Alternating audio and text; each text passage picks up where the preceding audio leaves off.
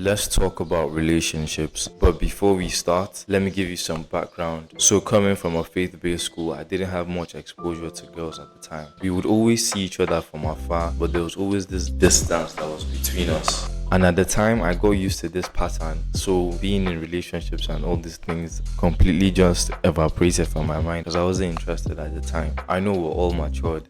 So, fast forward to university, this was a completely different experience. It was a complete culture shock for me. I started to gain some experiences, some relationships here and there, and just increasing my knowledge on relationships in general. So with some of these my dating experiences in university and throughout my life, I have come up with 3 lessons that I believe will help you navigate your relationships better and how you can improve from here. So to start things off, I personally believe that every man should go through heartbreak or rejection at some point of his life. Why? Because this is totally essential for his character development. Just stay with me. Because there is this guy called the freshman. When a freshman starts off his relationship experience in university, they usually start off as what is called a simp. A simp is basically a man who has no self-respect. He has no self-respect for himself because he continues to put effort into pursuing a lady that has no or little interest in them. Because the girl will treat him wrong, will disrespect him, and the guy will still continue to chase her after she's made it so obvious. Bro, where are your boundaries? So in most cases, the girl either ends up cheating on him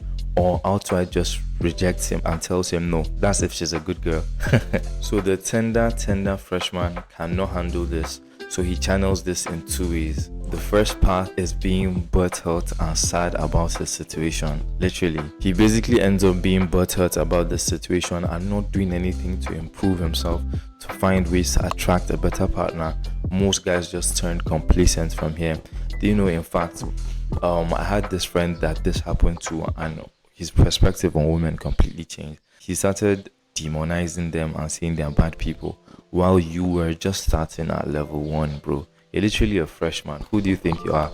You want to compete with the 4th year boys? Come on, get back to your lane. So now the freshman has taken that one path, and there's also another path, the path of the degenerates. I'm not saying this is the best path, but listen to me. Another way that people tend to channel this energy is through unhealthy ways. For most people, when they find themselves in this situation, they try to fill the void by doing very, very bad things. They start going clubbing more, they start drinking more, doing drugs, just trying to find different substances that would be able to numb the pain they feel inside. For some people, when they feel heartbroken, they start going to the gym. Yeah, now they're looking a bit better from the 0 that they were, and they are now going to the 3, 4.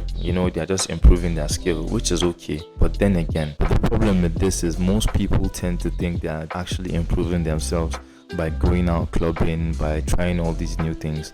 They think they are just fixing their lives, which might not be true, because they are doing these self-destructive habits like porn, like sleeping with multiple women. You are drastically degrading the type of person you are. Because think about it now, if you find yourself in such situations where you are always outside with the boys drinking, where you are always watching porn to numb the pain, doing drugs and feeling like you're the cool kid of the school, think about this now.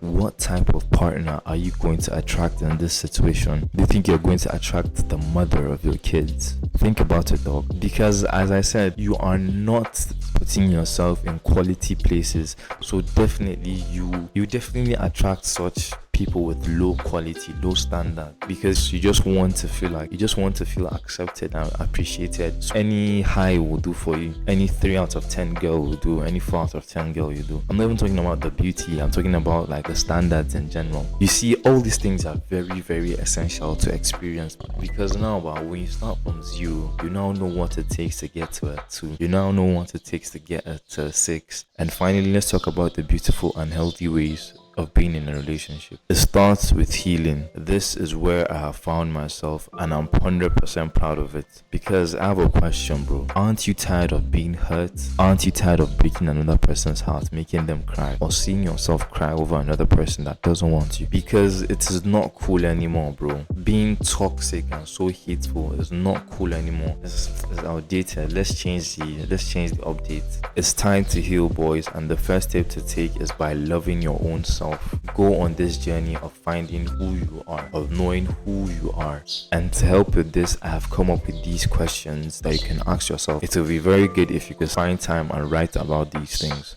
But here are the questions. To help with this, I want you to ask yourself, what are my goals? What qualities would my partner want me to have? What qualities would I want my partner to have? What life do I want to create for myself? These are valid questions, really. Write them down and work towards having your ideal relationship or your ideal lifestyle towards these things. Like honestly, I'm at a point in my life where I crave a good relationship. Like, I want love. I want to love and be loved. I don't want all these unhealthy things that these people are of the 21st century are doing. It doesn't make sense. There's no meaning to it.